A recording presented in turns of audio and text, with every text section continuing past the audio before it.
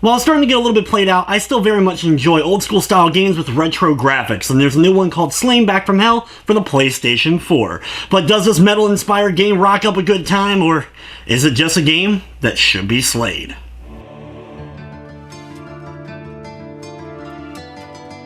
Slain is like a mix of old school Castlevania with a big influence from the later 2D style of Castlevania games, with a rocking metal soundtrack to go behind it and a lot of blood and gore spread throughout. In Slain, you're playing as a brash, long-haired main character awoken from his grave in order to take on an evil influence that's trying to take over the world. If you are a fan of the retro-style graphics, there are some nice touches. There's some good backgrounds that end up bringing you into the various areas, and some good animations from the various monsters. I also appreciate the various death animations for not only the monsters, but your main character from instant death traps, as well as killer moves from various different monsters and bosses. While there is that newer Castlevania influence, the game is relatively linear. There is some light puzzle solving throughout the course of it, but most of that just entails either slaying a group of monsters to activate an elevator, or hitting a switch and then doing some backtracking in order to now get up to a higher platform. And though eventually you do make it to a hub environment, you only get to choose really between 2 different levels to do out of order. All the other levels are locked until you end up completing the other levels in the hub area. The main character controls rather well. There's a lot of platforming and a lot of tricky areas that you're going to have to travel through. The game does feature some knockbacks, so once you get hit on certain platforms, you may end up falling down the pits backwards because of the various enemies. You're armed with a sword, and you have a couple of different types of the sword that you end up getting, various elements that you end up unlocking throughout the course of your gameplay. You can switch on the fly at any time, and every monster has a weakness, though the game doesn't give you an indication of which monster is affected by which element. You just kind of have to experiment and find out which attacks end up doing more damage to the creatures, though it is obviously more noticeable during the boss battles because they have a health gauge, so you can see which of the elements they are weak against. While each of the weapons does attack differently, it's still only one combo for each, just pressing the square button 3 times for the basic combo, though you can hold it down in order to do a more charged up attack, which of course will do more damage to enemies as well as especially the bosses if you're able to time it correctly. There's also magic though, that you can unleash a magical fireball-like move. Depending upon what element you currently have equipped, you'll also do a different magic spell, as well as you can do a few different variations of the magic by holding different directions. However, the big gimmick for the game, though, is the blocking and parrying system. Anytime a creature attacks you, if you time it correctly, you can actually block the attack and then counter with a huge move that will end up doing a lot of damage. This is especially key to the bigger creatures as well as, of course, the bosses.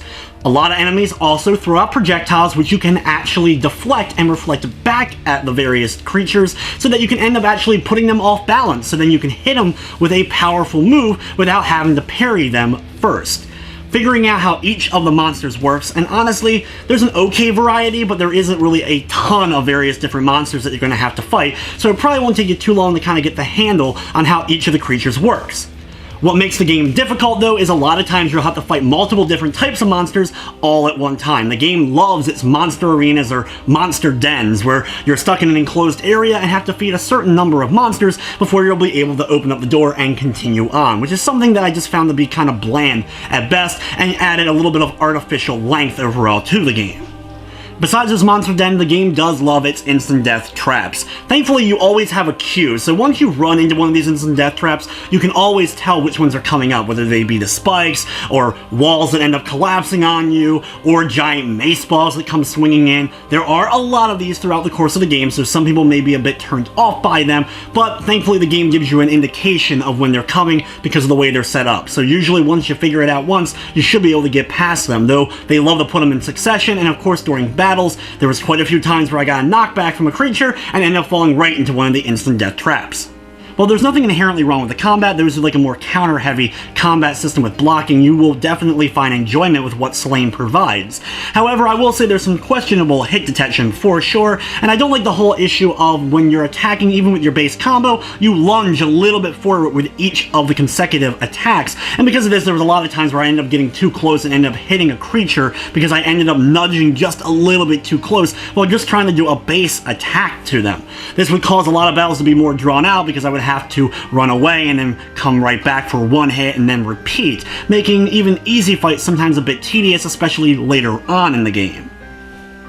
A lot of the game's length will actually be determined by the amount of skill that you end up having at the game's combat system. If you can get it down packed pretty quickly, as well as if you're pretty adept at old school style games, you'll probably breeze through a lot of the areas. It took me about 3.5 hours in order to complete the game on my first time through. There were a few areas that definitely had me dying multiple times before I was able to get past them, but with a little perseverance and just figuring out how each of the creatures' patterns worked, I was able to get through it relatively no problem.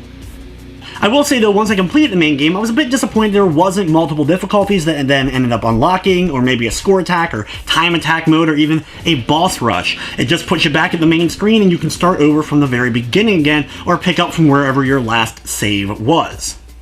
Throughout the course of my playthrough, I didn't run into any technical issues, slowdown, crashing, or glitching of any kind, but I will say that the soundtrack is going to be a hit or miss thing. There are some tracks that aren't too bad, but a lot of the tracks are just way too short. Especially for later, longer areas of the game, they ended up looping way too much for my liking and ended up just kind of becoming a grind on my nerves while trying to concentrate on some of the harder areas and bosses of the game. Thankfully, the game does feature a full trophy list as well as a platinum trophy, though one of the trophies is beating the game without dying, so good luck to anybody who tackles that. It's one trophy I'm not going after anytime soon. If you like old school style of games, Castlevania influence, and that kind of difficulty, you're definitely going to enjoy a lot of what Slain ends up having. But be prepared for some relatively challenging boss fights and a lot of instant death and knockback deaths that end up occurring, but there is thankfully a lot of checkpoints throughout the course of the game to not put you back too far before where you ended up dying. Slain is available on the PlayStation 4 for $14.99, and I'm going to be giving it a 6 out of 10. But anyway guys, that's going to wrap up this review. I'd like to thank you for watching, and of course I hope you enjoyed.